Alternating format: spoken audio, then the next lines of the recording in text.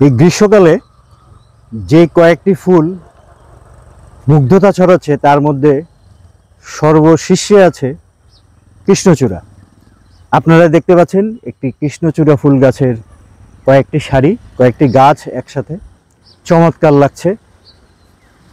তীব্র তাপদাহের মধ্যেও ফুলপ্রেমী, পুষ্পপ্রেমী বা বৃক্ষপ্রেমী মানুষ কৃষ্ণচূড়া ফুলের সৌন্দর্যে মুগ্ধ। কৃষ্ণচূড়ার বিজ্ঞানভিত্তিক নাম ডেলোনিক্স রেজিয়া। এটি সিলালপিনিয়েসি গোত্রের অন্তর্গত ও ফ্যাবিয়েসি পরিবারের একটি উদ্ভিদ। কৃষ্ণচূড়া উদ্ভিদের আদিনিবাস মাদাগাস্কার হলেও ভারত, নেপাল, মিয়ানমার, পাকিস্তান সহ অনেক দেশেই এর বিস্তৃতি। কৃষ্ণচূড়া গাছের আরেক নাম গুলমোহর, যদিও তা অনেক কম লোকেই জানেন। কিন্তু কৃষ্ণচূড়াকে চেনেন না এমন লোক খুঁজে পাওয়া দায়। কৃষ্ণচূড়াকে সাধারণত আমরা লাল রঙে দেখে অভ্যস্ত হলেও এটি হলুদ ও নীল রঙেরও হয়ে থাকে। উদ্ভিদ বিজ্ঞানীদের মতে কৃষ্ণচূড়া উদ্ভিদের লাল, কমলা, হলুদ ফুল এবং উজ্জ্বল সবুজ পাতা অপরূপ সৌন্দর্যের জন্য দায়ী। মূলত ক্লোরোফিল, ক্যারোটোনয়েডস ও অ্যান্থোসাইনিন নামক রঞ্জক পদার্থের উপস্থিতি।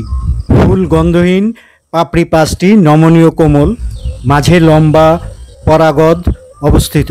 ফুল ফুটন্ত কৃষ্ণচূড়া গাছের মনোরম দৃশ্য দেখে এবং এর অক্লান্ত প্রস্ফুটনে যে কেউ থমকে দাঁড়াবে ও মনের আনন্দের ঢেউ জাগাবে। পাতা ক্ষুদ্র, যৌগিক ও চিরুনির মতো সাজানো থাকে।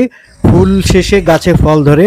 ফলের আকার চ্যাপ্টা, লম্বা, দেখতে তলোয়ারের শিমের আকৃতির।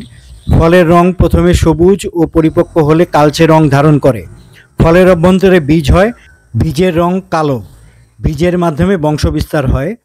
গাছ দ্রুত বর্ধনশীল। সাধারণত বীজ বা চারা রোপণের 5 থেকে 6 বছর বয়সে ফুল ফোটে। গাছের কাঠ মাঝারি শক্ত মানের, খুব বেশি শক্ত মানের নয় বলে জ্বালানির লাকড়ি হিসেবে ব্যবহার ছাড়া গুরুত্বপূর্ণ অন্য কোনো কাজে ব্যবহার লক্ষ্য করা যায় না। কৃষ্ণচূড়া ওষুধ হিসেবে ব্যবহার করা হয়ে থাকে।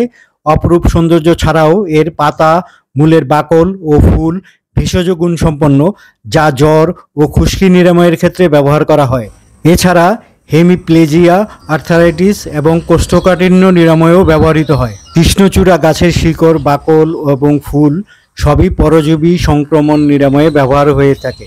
এছাড়া এই উদ্ভিদটি শ্বাসকষ্টের সমস্যা থেকে মুক্তি, পেটের সমস্যা নিরাময়, কলেরা নিরাময়, খিঁচুনি নিরাময়, মাড়ির সমস্যা চিকিৎসা, ম্যালেরিয়া চিকিৎসা, কিডনিতে পাথরের চিকিৎসা, চোখের জন্য এবং মানসিক সমস্যার সমাধান করে থাকে। ওকে, ধন্যবাদ সবাইকে।